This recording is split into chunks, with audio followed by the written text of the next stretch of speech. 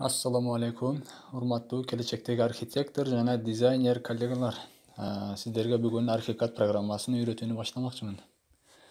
Колдон келишинче жөнөкөй кылып, жалпак тилде түшүндүрүп үйрөтүүгө аракет кылам. Мынакей биз азыр архикад программасын ачып атабыз.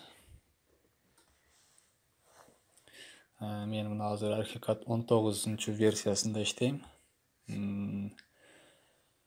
Кайсыл версияны үйрөнсөңүздөр деле боло берет.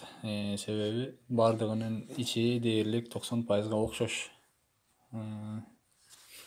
Анан компьютериңиз эгерде канчалык мощный боло турган болсо, күчтүү боло турган болсо, ошончолук компьютериңиз архикадты тез ачат жана жакшы кыйналбастан иштейт. Эгер компьютериңиз слабыйраак боло турган болсо, бир аз кыйынчылык менен иштейт.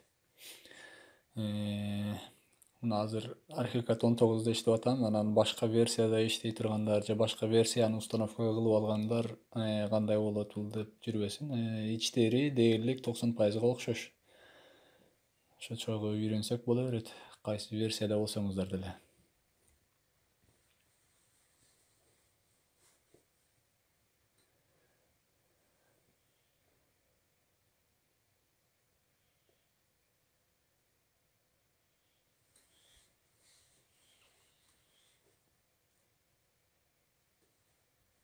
Мынакей биздин архикадыбыз ачылды. Бул жерде мына создать новый проект. Ушул жерден азыр биз жаңы проект баштайбыз. Астында болсо мына открыть проект дегенди бассаңыздар, мына астында мына мурда иштелген проекттердин тизмеси чыгат. Бизге азыр булардын ачуунун кажети жок, себеби биз нөлдөн баштайбыз. Ошондуктан мына создать новый проект дегенди басабыз.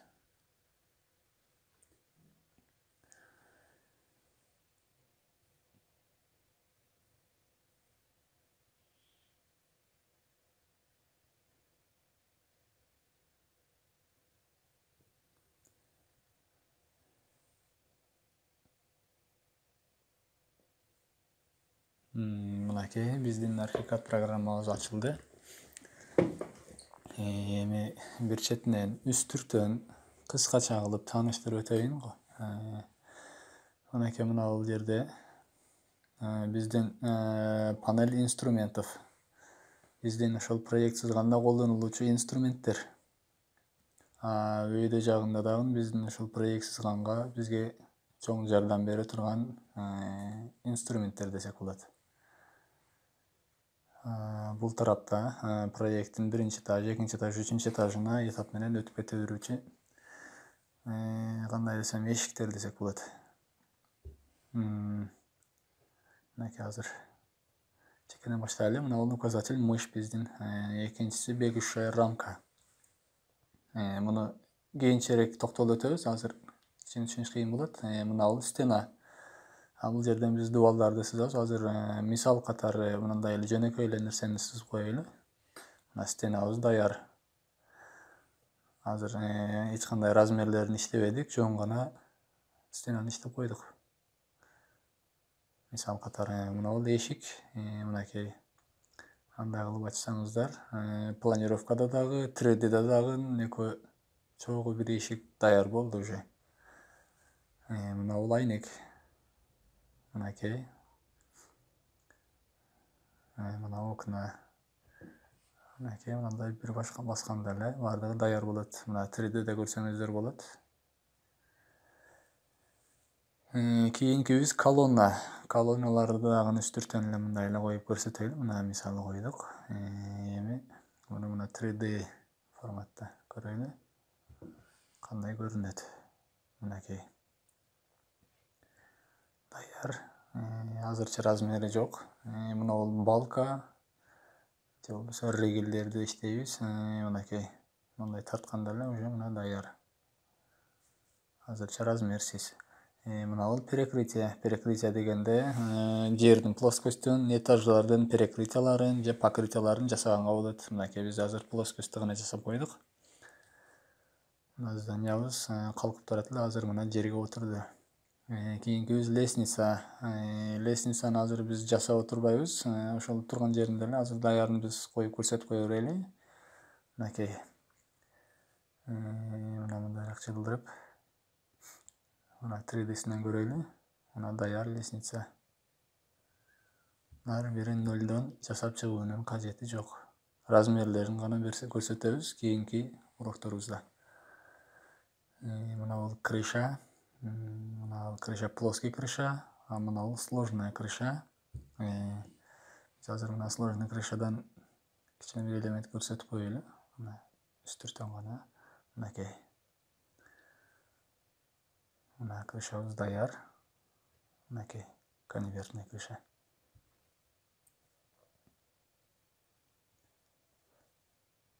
Мына көтөрүп коебуз. Дагы размерлери менен берсек, канча градус, кандай болот, кандай эмне менен, кандай материалда жабылат, мынакей мына бул жерден көрсөтөбүз. Мисалы мына черепица. Мынакей. Кийинки оболочка. Оболочка дегенде мына ар кандай сложный формадагы формаларды чыгарсак болот. Мына мисалы мына полукруг.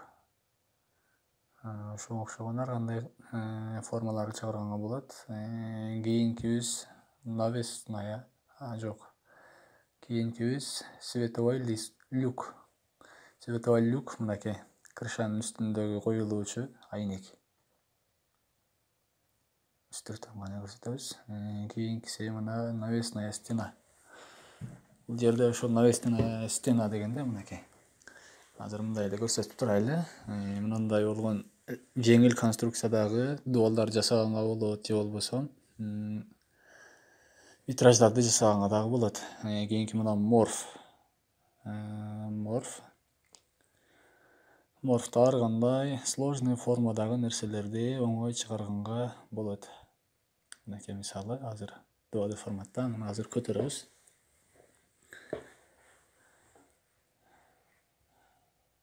Мынакей. Буларга дагы кенен токтолуп өтөбүз кийинки сабактарыбызда. Мынакей азыр үстүртөн гана, мынакей кыскача. Кийинкибиз объект. Объектти басканыбызда бул жерде бизге керектүү болгон баардык мындай мебелдер, декоративный инструменттер, ар кандай конструкциялык инструменттер, мына шкафтар, баардык оборудованиялар, мына конструкция, ограждениялар, ферма жана башкалар.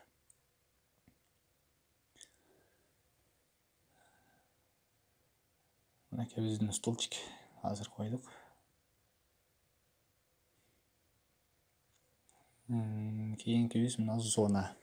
Зона дегенде кыскача айта турган болсок, бул жерден биз комнаталардын ичиндеги же болбосо башка бир ген пландардагы метр квадраттарды оңой өлчөгөнгө болот. Мына биз азыр настройкасына кирбей эле турайлы. Мына бул жактан, мына бул жерге азыр 2 жол басабыз. Мына бөлмөнүн, квартиранын ичи канча комната, мынакей 27,55 метр квадрат. Эч кандай калькуляторго салып узун туурасын өлчөөгө кажет жок. Оңой, мына бул 3D сетка. Бул жерде ар кандай сложный болгон видеолду рельефтерди жасаганга болот. Мынакей азыр 3D'синен көрсөтөбүз. Мына тараптары кичине дөңүрөөк болсун. Мынакей. Ушундай кыскача. Мына бул размер. Мынакей. Размер оңой гана чыгат баардыгы. Баардыгына үстүртөн токтолобуз. Текст. Бул жерде мына жаза турган инструмент. Штриховка. Штриховканы мен көбүнчө ген планда иштетем. Мынакей. Мына ар кандай түскө дагы боесо болот.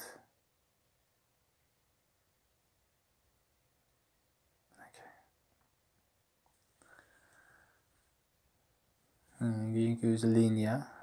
Кадимкидей эле линия.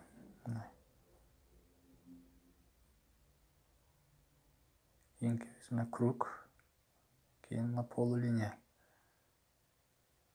Мынакей. Кийин мына чертеж. Чертеж дегенде бул инструмент менен сырткардагы PDF, JPEG болгон сүрөттөрдү же топографический съемкаларды алып киргенге болот. Мына разрез. Буларды кийин көрсөтөбүз. Кыскача ушундай. Кийинки уроктордо дагы толук үйрөнөбүз. Кийинки уроктордо көрүшкөнчө сак саламатта болуңуздар. Подписаться болууну унутпаңыздар.